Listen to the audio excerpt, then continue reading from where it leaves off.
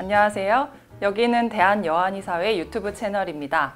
저는 대한여한의사회 정보통신이사 정겨운입니다. 오늘은 특별한 여한의사 원장님을 모셨는데요. 먼저 원장님 소개 부탁드릴게요. 안녕하세요. 저는 이명난청 질환을 중점적으로 치료하고 있는 보고한의원 용산점 정수아 원장이라고 합니다. 원장님, 어떻게 이명난청 질환 치료를 시작하게 되셨을까요? 한의학에서 아주 치료할 수 있는 분야가 굉장히 많은데 저희가 지금 통증 분야에만 많이 집중되어 있는 거에 대해서 안타까움이 항상 있었고요.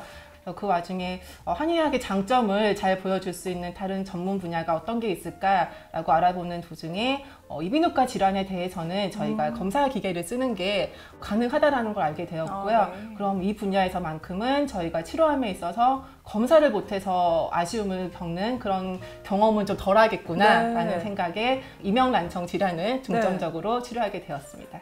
네. 이비인후과 질환에 검사 기계를 쓰신다고 하셨는데 한의원에서 어떤 식으로 활용을 하고 계세요? 양방에 웬만한 이비인후과에서 쓰는 기계보다 훨씬 더 좋은 기계를 사용하고 있고 그 외에 중이 검사 기계도 사용하고 있고요.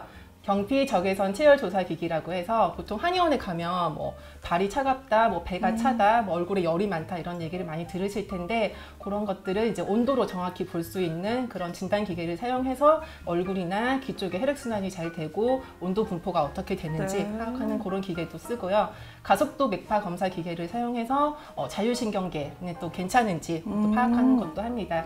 그외 또 진맥 또한 보통 한의원에서 이제 보통 손으로 많이 잡는 걸 경험해 보셨을 텐데 물론 제가 손으로도 체크를 하지만 디지털 맥진기를 통해서 파형으로 나타나는 맥진을 보여드리거든요. 그러면 그림으로 보는 게 있기 때문에 일단 환자분들이 호응도 좋고 이해도 쉽게 하시기 때문에 그리고 비포 애프터 그러니까 맥의 변화도 파형으로 보여드리면서 이제 공유를 하려고 노력을 하고 있습니다. 그렇겠네요. 정말 다양한 진단 기계를 한의학과 접목시켜서 활용을 하고 계시네요. 네네. 진단 기계를 사용해서 좀 더 객관적이고 표준적인 데이터를 쌓아가는 것도 같이 되면 좋을 부분이라 생각해서 저는 많이 진단 기계를 사용하고 있습니다. 그렇죠. 네. 진단에 대해서 말씀해 주셨는데 그 치료에 대해서도 궁금하거든요. 이명난청이 대표적인 난치성 질환인데 치료가 되긴 하는지 한의원에서 어떤 식으로 치료를 하는지 궁금하거든요.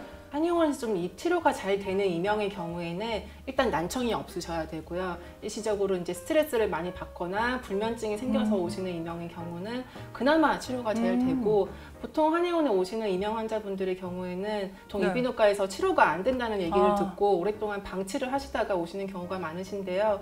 난청도 많이 진행되어 있고 그다음에 혈압, 당뇨, 고지혈증 그리고 여러 가지 약물을 많이 복용을 해서 간 신장 기능이 많이 떨어져 있는 전체적으로 이제 문제가 많은 상황이신 경우가 많이 있습니다. 일단 침, 약침, 한약 치료를 일단 기본적으로 하는데요. 한의원은 저희가 이제 변증이란 걸 하잖아요. 그래서 가장 많이 나타나는 이제 한의학적 변증의 담화 그리고 신어라는 변증이 있는데 담화 환자 같은 경우는 대부분 이제 얼굴이 그냥 봐도 좀 뻘거진 경우가 많으시고 당연히 아까 말씀드린 경피 적외선 체열 검사를 해보면은 얼굴 그리고 귀 주변에만 이제 열감을 많이 나타내는 경우가 많으시고요. 반대로 이제 신어 이명 환자분들 같은 경우에는 위쪽 열감보다는 허리 아래쪽에 냉감이 많으신 그리고 보통 체형도 조금 왜소하시고 그러신 경우가 많이 있습니다. 그리고 이명 난청 환자들은 대부분 이제 경추부 주변에 근육이 많이 긴장이 되어 있기 때문에 그쪽에 침치료도 굉장히 중요한데요.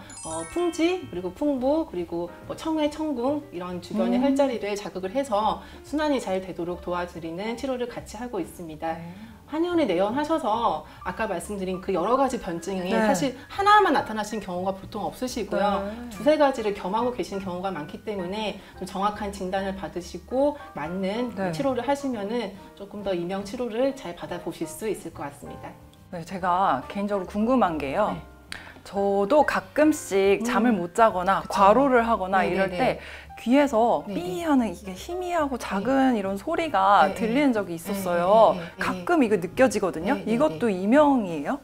제가 이제 내원하시는 환자분께 가장 많이 하는 말이 있는데 이명은 난청의 경고 신호라고 말씀을 드리거든요. 즉 이제 이명은 기가 너무 좋을 때도 안 나타나시고요. 기가 너무 나쁠 때도 나타나지 않고 특정 주파수의 특정 데시벨 정도로 나빠졌을 때 많이 나타나시는 경향성이 있거든요.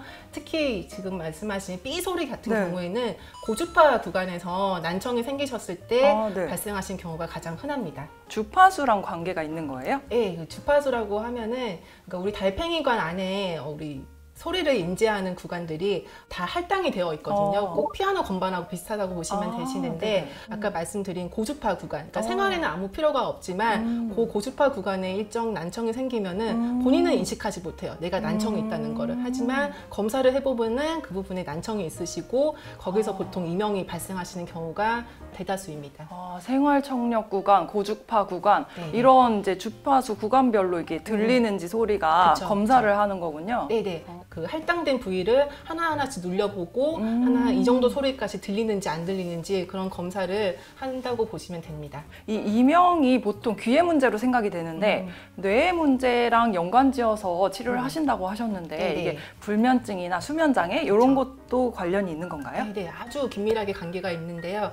이 부분을 설명드리려면 뇌에는 두 가지 기능이 있거든요. 우리 뇌는 아주 특이하게 이제 잠을 자는 동안 청소를 하는 그런 시스템이 있고요. 이걸 이제 글림프 시스템이라고 하는데 불면증이라는 게 생기면은 청소 기능이 제대로 이루어지지 않고 그만큼 이제 노폐물이 많이 쌓이게 되는 거죠. 그러면은 이게 길게 봤을 때는 치매의 원인이 되기도 하고요. 짧게 봤을 때는 이제 청각 내에도 문제를 일으키기 때문에 그러니까 귀에서 소리가 정상적으로 들어와도 뇌에서는 그만큼 인식을 못하게 하기 때문에 이명을 발생시키기도 합니다. 그리고 소리 억제 기능이란 게 있는데요. 소리 억제 기능이요? 네네.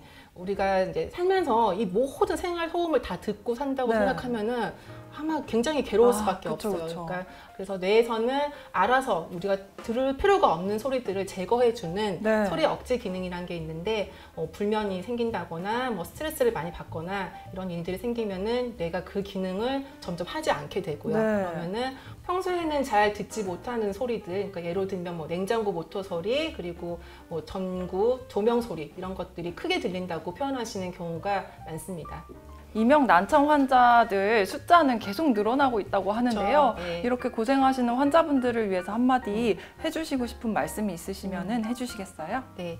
평균 수명이 점점 늘어나고 요즘 또 나이 있으신 분들도 핸드폰을 오히려 굉장히 많이 쓰시더라고요. 유튜브도 많이 보시고 또 이어폰도 많이 끼고 계시고요. 난청 환자의 숫자는 점점 늘어나고 있지만 저희가 지금 보청기로만 의존하는 난청 치료 시스템이 되어 있거든요. 기가 나빠질 때까지 그냥 뒀다가 이제 너무 나빠지면 보청기를 쓰는 이런 시스템에서 조금 더 한의학적으로 예방하는 치료가 있으니까 한 번 더 좀 관심을 가져주셨으면 좋겠고요. 이명 같은 경우도 이제 양방에서 치료가 안 된다는 얘기를 듣고 정말 그냥 방치하고 포기하고 계신 분들이 많으신데요. 한의학적으로 치료가 잘 되는 경우도 많으니까 같이 좀 고려를 해보셨으면 좋겠습니다. 지금 이 순간에도 귀에서 소리가 나고 이런 증상으로 막 고민이 많으신 환자분들이 계실 텐데요. 오늘 내용이 도움이 되셨으면 좋겠습니다.